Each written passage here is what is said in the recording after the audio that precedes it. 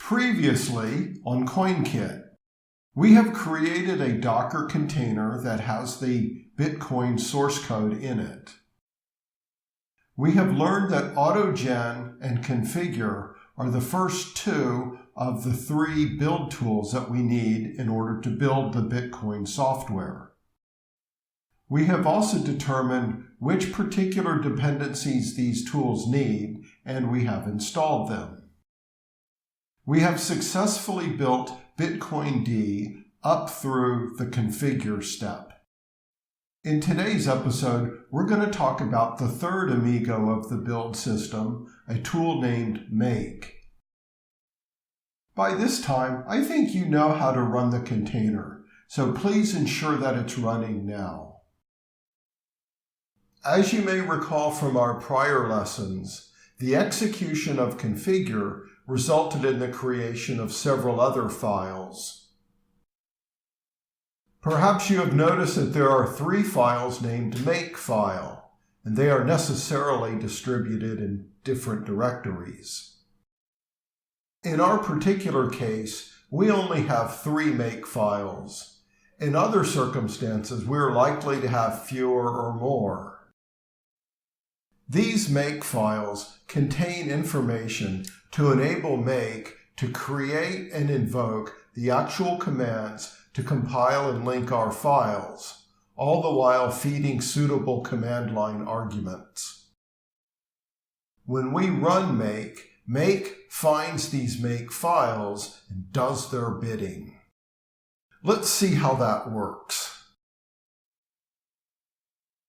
The manual usually only specifies make, but I'm adding v=1 because I like verbose chatosity, and make does have a lot to talk about. And you do have a lot to talk about, haven't you?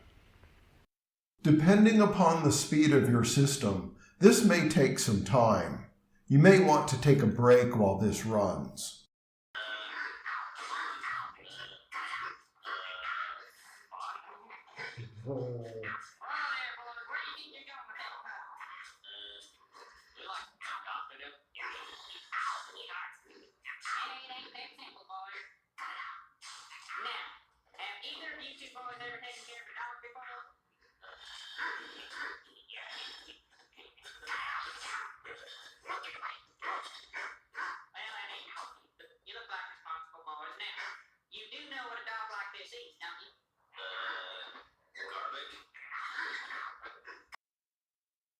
We're back.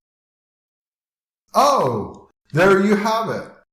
I don't see scary words, and it looks like it worked. If we do git status, we see many changes. But if you look closely, you'll see Bitcoin D right there in the src directory. Notice how big it is. It's bloated with debug information. When and if you ever decide to rebuild this without debug information, it will be about maybe 10% of this size. Okay, it's time. Let's crank up Bitcoin D. Da-da-da! Looks like something is happening. Oops, sorry about that. Wrong command. Here, let's try this. Maybe this will work. Working. Well, that's much better. Looks like something is happening. What exactly is happening is the subject of numerous subsequent discussions. For now, just be happy that the thing works at all. When you get bored watching this, feel free to turn it off with Control-C.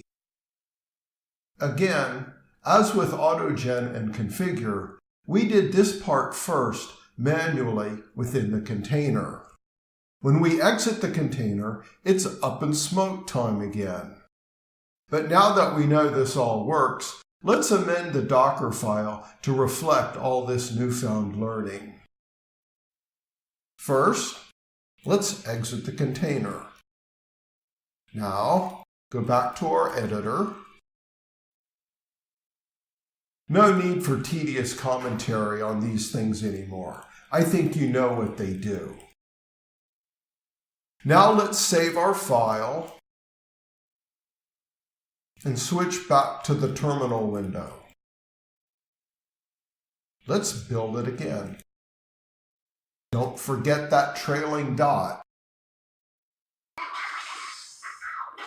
Okay, now here's the template on that. Now, if we can just get that $50 adoption fee.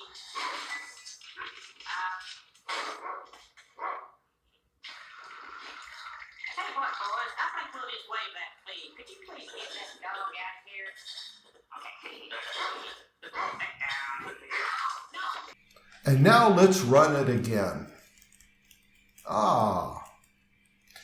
Git log shows us our 3 commits from AutoGen, configure, and make. And git status shows us all clean, as expected. Well, that's all for today, folks. Please be sure to come back soon for the next episode of The CoinKit Chronicles.